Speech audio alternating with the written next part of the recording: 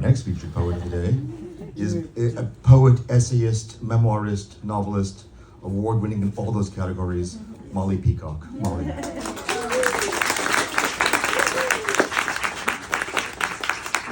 Oh, thank you so much. It's wonderful to be here. And it's wonderful to be here with Shar and with Patricia, because they've both proven, and I'm going to offer a follow-up proof. Oh, thank you. That there are only two subjects of the lyric poem: love and death.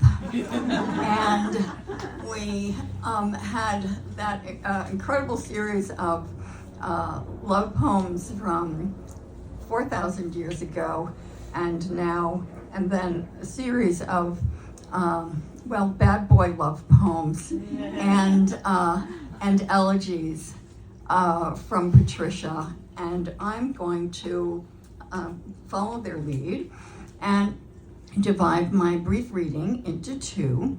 The first part is about friendship, and the second part is about widowhood. I'm going to start off with some prose about poetry, and it's from a little book that I wrote called A Friend Sails In on a Poem. And it's about a 50-year friendship in poetry. And I see so many people who've come in together. Friends are here with one another. They've come to this reading, and they've come to this room. And if you take a look, this is the chapbook area. There are hundreds of these little boxes, and I sat there counting earlier, and there are at least 25 chapbooks in each box. So this is a Voices of Poetry reading, and think you are among thousands of voices right here in this tiny space. Chapter 1, A Friend Sails In on a Poem. It is lost on neither of us that inside friendship, the word ship sails beside the word friend. Phillis Levin and I, and she's here this afternoon, two poets, have played with words since learning to speak. And we delight in discovering that a living noun like friend is companion to a living suffix like ship, also a noun. We love our art. It has probably saved our lives. And through our poems, we have almost written our relationship with one another. For 47 years, we've each read almost every line the other has composed. Friend, both of us know very well, derives from Freund, or love. How have we lasted almost half a century? We are continents apart aesthetically. We are tears apart in origins. You could not tell we were friends by our hair. One's is luxurious pre-Raphaelite long and still brunette. The other's is straight, thin, gray blonde and bobbed. Yet an Anglo-Saxon riddle might describe both of our souls. Here's one, just to keep the sailing metaphor going, a translation of mine. Ship's figurehead, that's the title and also the answer to the riddle.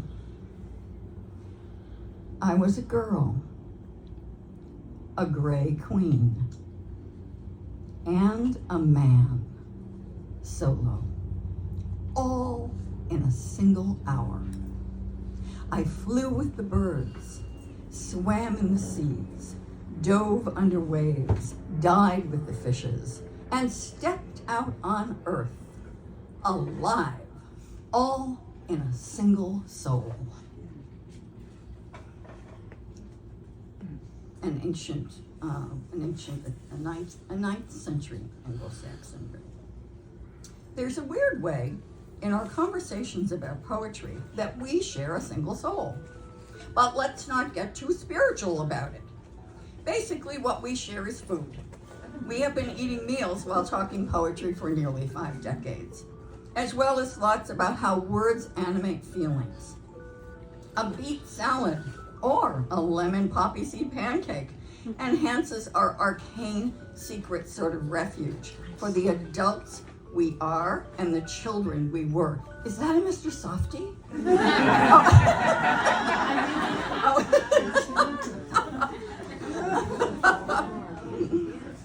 We were white girls in the Anglo-Saxon binary sense, and simultaneously queens in the Anglo-Saxon teacher, woman, leader sense, and we were men in the think and act like a man sense of how we were educated. And we transformed ourselves.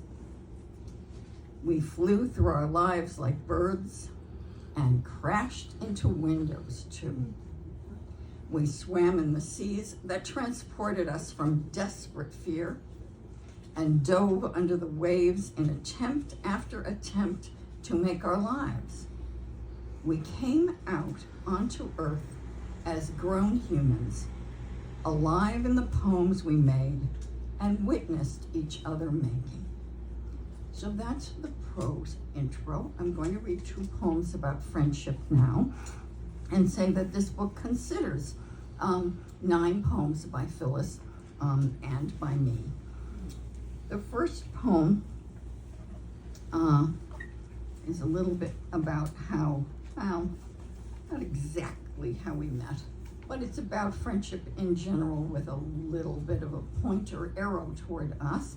And I just want to thank Kathy Pollitt again for being the poetry editor of Liber magazine, where this poem first appeared. Yay!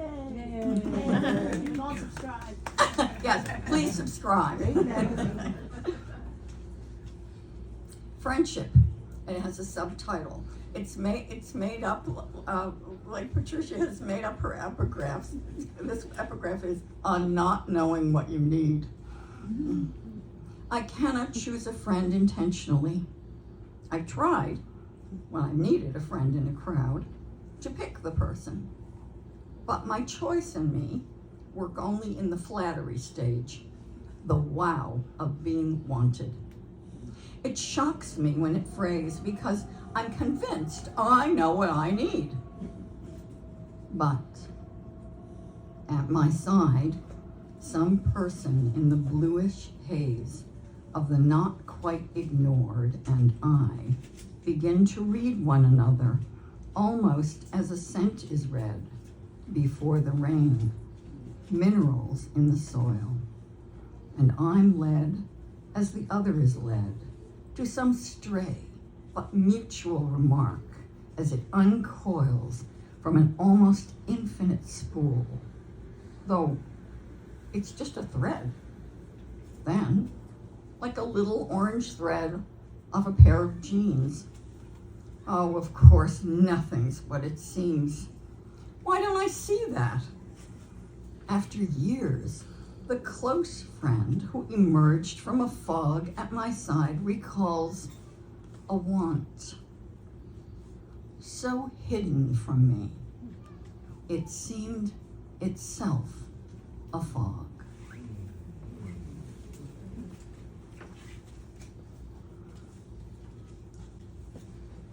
Old friends. One waiting, one attending. Patience. Now a gift will be delivered. Her food from her hands. Her turn tonight. All the good little dishes assembled and friendship hence ever so slightly adjusted and level. No one grows evenly. One surges, one lags. But here comes a resting point. All focus on a platter. 2 fish almost wag their tails, so happy are they to be served.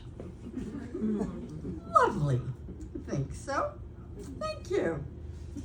Our pleasure crosses and recrosses, making cursive loops, as if written on paper, a measure of lines made by our lives as they swerve by, making letters. My meal, her meal, our missive.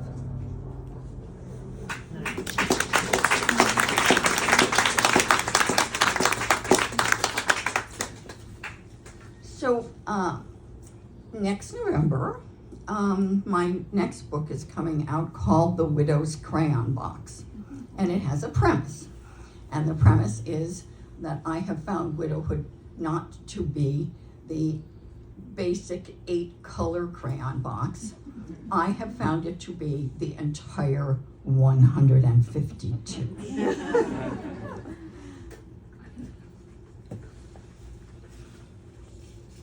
Here's the first. I'm going to read 4 poems from. They're short from the Widow's Crayon Box.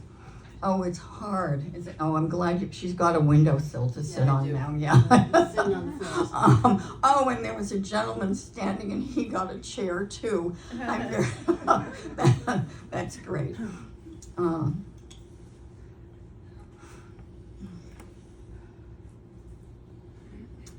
Touched. When I feel moved and then say, I am touched, it's another presence inside me I sense. The dip of an oar, a canoe being launched. I'm the oar, but I'm the water, and sense at once initiation and response. After you died, I felt you next to me, and over months, you entered gradually into that lake and disappeared. Not gone, but so internalized, you're not next to me. You're not the port or the support. You're done being you. And my loneliness is so extreme that I feel moved by almost anything. Even the forehead of a dog that leans against my knee in an elevator. Things as brief as all the ways you would lean against me getting a glass of water at the sink. Everything touches me now that I'm not touched, but moved. That was beautiful.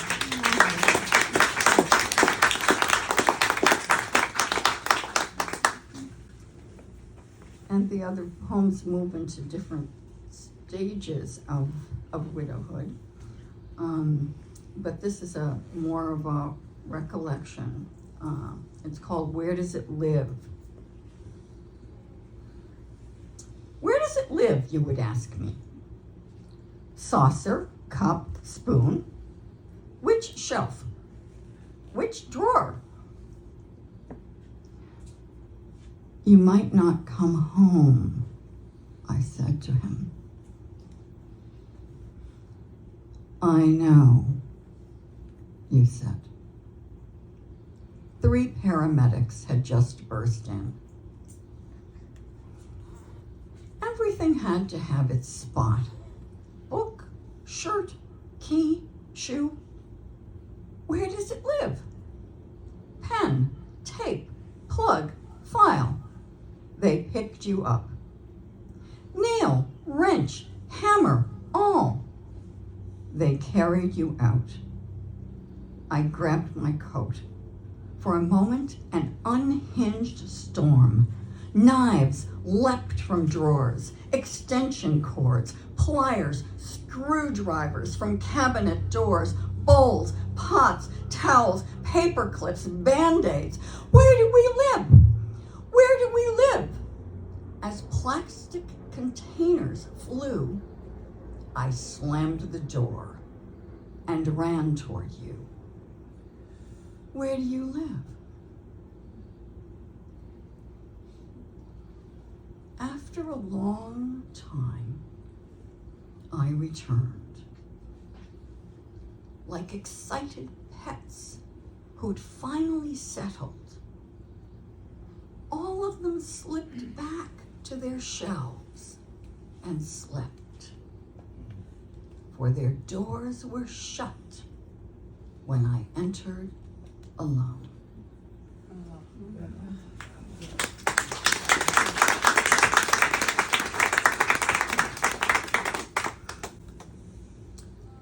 I cried for 28 straight days after my late husband, Michael Groden, the James Joyce scholar, passed away. And I said to myself, are you going to stop this? I mean, every day? And on the 28th day, I woke up and I didn't cry. And then I knew something was shifting. I don't know how people process losses in their lives without making art of some kind. They do, obviously, but my guess is every single person in this room has processed losses through making some kind of art. So here's a poem, one of those dangerous poems that you write after you have a dream. It's called The Fawn. From a waking world, it's hard to go dreamside, but that's how it was, where inside met outside at once. I slept on a platform of a 3-walled house that opened to the woods. I was fast asleep inside my sleep. Morning, I felt only the light. My eyes were closed, and there was something else, raspy but soft, moist against my cheek.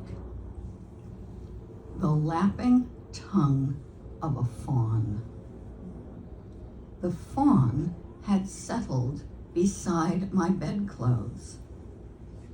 When I opened my eyes in this dream of waking, I could only have had when asleep. It was dawn. The fawn's nose was black and wet, its tongue a forest pink. It filled me with a speckled softness. You'd been dead 9 months. My new life licked at me. I was just as old as I am now in the dream, but I had a child thought as I stared into the liquid eyes of the deer. It's talking just to me, not in words, but in understanding. Neither the deer nor I were yet standing.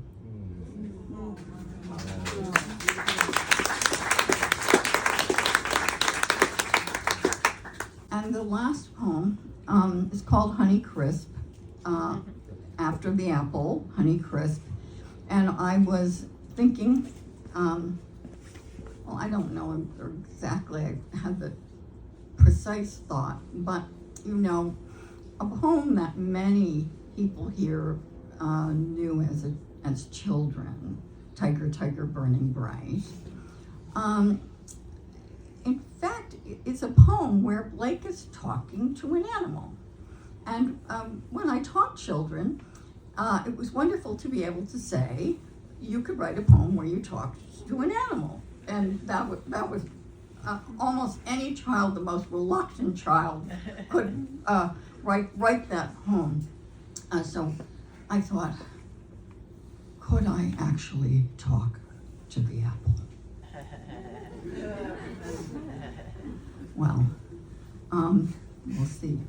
You'll see. Back to the apple. Honey Crisp. Hello, wizen face. Hello, apple. Understudy in the fridge. Since March. It's September. Hello, wrinkly red cheeks. I'll bet you're almost a year old. Born last autumn. Kept in the fruit storage, built half underground on the farm, then in the snow, sold to me. Hello, my honey crisp. Well, my honey, no longer crisp. Are you asking why you haven't been eaten by now? Because that man hewed to his routines. An apple for lunch every day. The same red punctuation. You were earmarked for the date he slipped from my arms. And we both slid to the floor. Red Angel, are you listening? 911, hospital, hospice, and 10 days later, you were about 6 months old then. He died and was carried to a cold shelf. Hello, smiley stem. Hello, days moving you from spot to spot. Hello, week where I forgot and left you in the back and went about my new life. Greetings, new groceries. Their jumble causes a rearrangement of your bin. So I have to pick you up. Would you rather have been eaten and lived on as energy? Not yet. Oh, not yet, my pum. Hello, soft, wrinkled face in my palm.